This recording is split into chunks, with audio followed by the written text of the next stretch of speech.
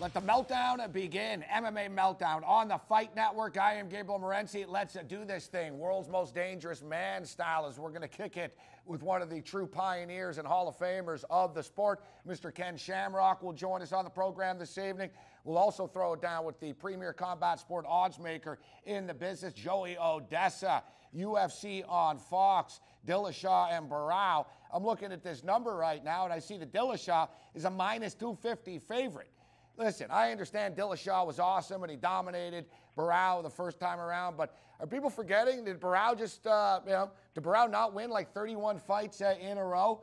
Yeah, he had some weight cut issues, but people are acting as if though Barao has forgotten how to fight. I don't think so, but of course, MMA fans have extremely short memories, don't they? And so we'll break down UFC on Fox. Got another Bellator card.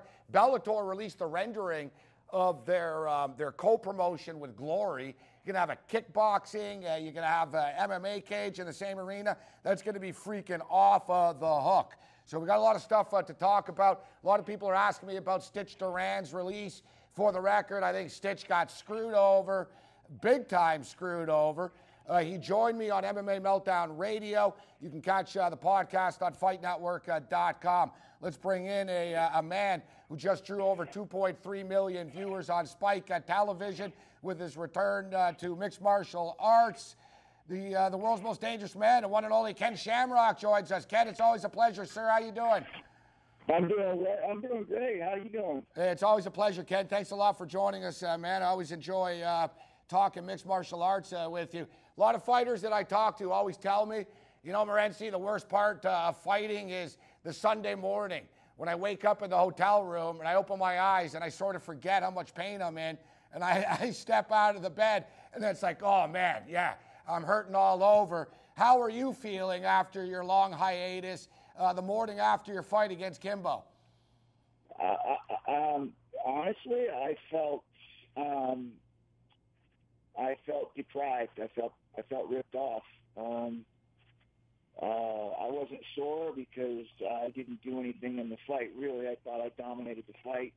I thought that I controlled the fight, and I got hit with probably one hard shot. A couple of them clipped off me, but just one hard shot. I wasn't out. I was still conscious. I still was in the fight, and I just felt like it was just taken from me. Like I just didn't get an opportunity to finish a fight, and so next morning I just felt depressed and hurt and ripped off. Did you gain any respect for Kimbo after fighting him? You know, leading up to the fight, you didn't have a ton of respect for him as a mixed martial artist. Do you now after fighting him? I mean, it's not about the respect part. I think it's more about the respect and the work ethic and the things that he says about mixed martial arts. And that's where I thought that I was trying to make myself clear, was that he had an opportunity to do something where they brought him in and gave him an opportunity, and then basically saying that he doesn't need to learn the ground and that he doesn't need to do these different things to become a well-rounded an athlete in MMA. And to me, that is where I lost respect for him. And I believe that today. I believe that, you know, even talking to you right now, I felt like, you know, I had opportunities in that fight where at any point in time, there was 3 different times where I thought he quit, thought he, you know, gave up, but no big deal because they weren't definitive, so I was okay with that, no problem.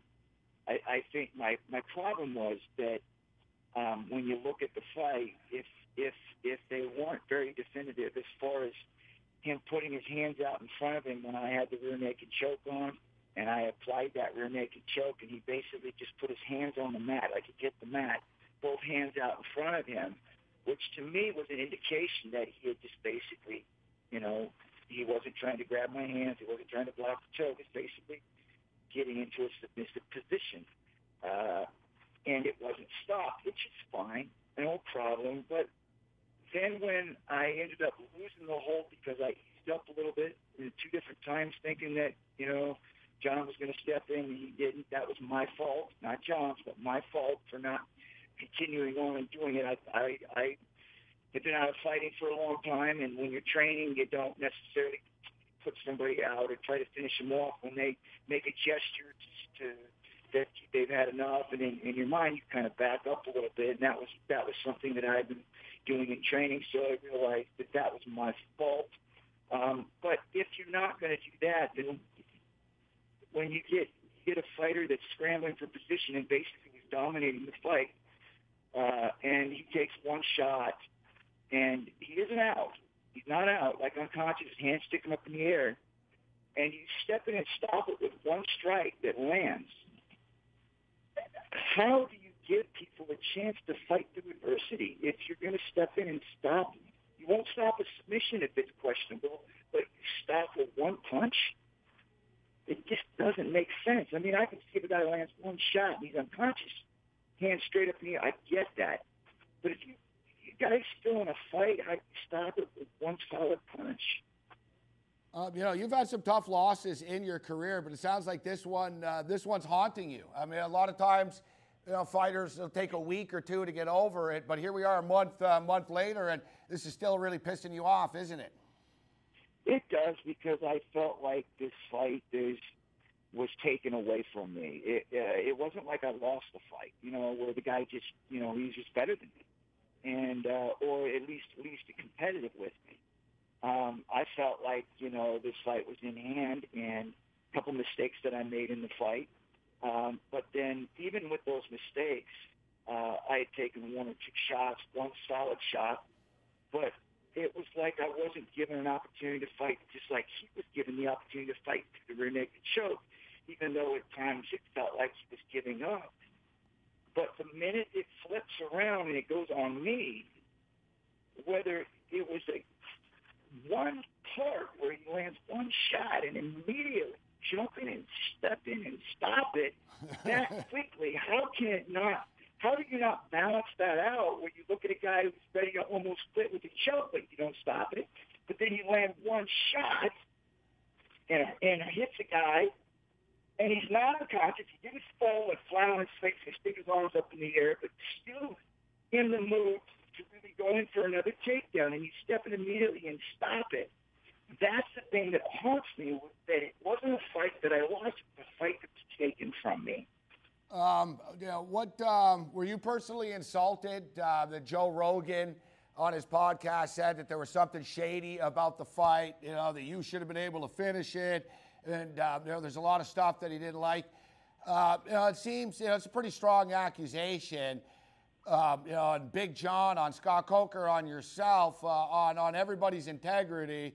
I didn't agree with what he said in that, but were you personally insulted by that?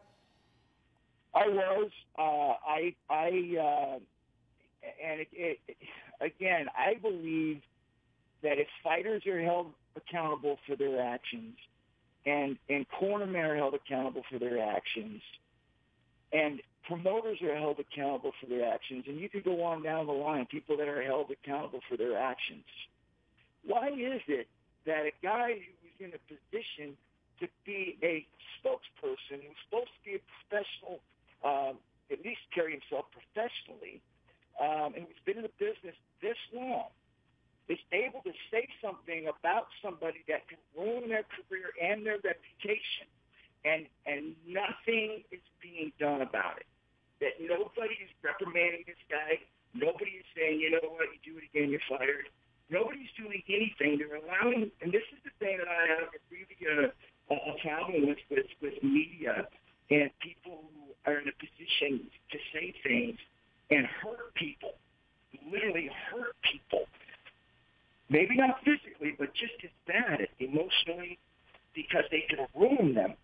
And yet nothing is being done to protect people who are being picked on by the media. That, to me, is wrong.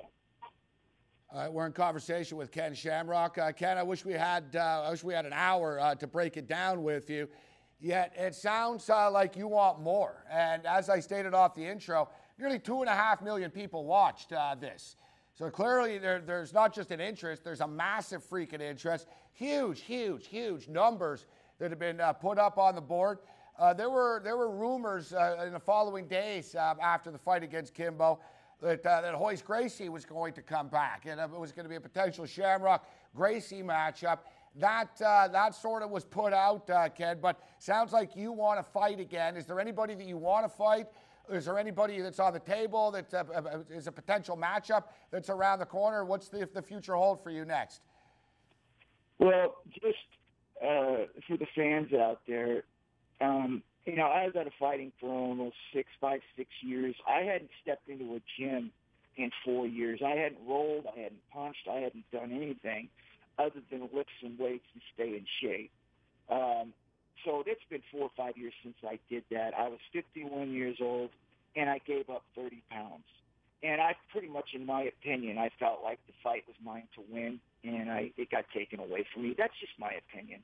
But with that being said, and those things I just told you, I had built my confidence, and the level of my confidence has gone sky high since I jumped back in the ring, because there was a lot of things I couldn't do for a very long time that I was able to do in that fight, and I was very comfortable going into that fight. And so from this point on, my body is definitely in much better shape, and my confidence level is high, and I'm ready to keep rocking. People talk about, well, you're 51. That's just a number. When I step in the ring and fight again, I'm going to be better than I was this last time. I'm not going to make the same mistakes I made before, going in and easing up at times when I should have, closed the show. I won't make those same mistakes again. And, in fact, I'm going back to the same old Ken Shamrock. And people are going to get hurt. If the referee doesn't step in, they're going to get hurt. And either legs broken, arms broken, or just ground and pounded to their head pops. Because it seems to me like today in the mixed martial arts, it seems like you just don't know how the thing's going to be called, whether they're going to be on the safe side or whether they're going to let it go. And so as a fighter, I guess you just got to consider that they're going to just let it go. And so therefore you have to finish everything that you're going to go into. Whether they get hurt or not, it's really up to this point from what I've experienced. It can't be on me. I've got to go in there and finish the show. And if they get hurt in the process, the referee doesn't step in and stop it, then that's not my fault. I'm going to have to close the show and do the things I did earlier on in my career and be just brutal. And that's the way I'm going in these next couple fights. Is that I'm just going to come in and I'm not going to worry about the health of the other fighter. I can't, because it just seems to work against me. Ken Shamrock with us. Ken, it's always a pleasure, my man. Thanks a lot for taking the time to be with us. We've always got a spot for you on MMA Meltdown. I always enjoy kicking it with you, man. Best of luck, Ken. Hey, appreciate it, guys. Thank you. There's Ken Shamrock with us. Man, we could have went on and on with Ken, but we got to send it to Costa Rica. Joey Odessa will join us. We'll break down the UFC on Fox from a numbers standpoint. And I'll tell you what, I really like this card. I see a lot of opportunities to step up and punch the book in the mouth. Let's do this thing. MMA Meltdown continues.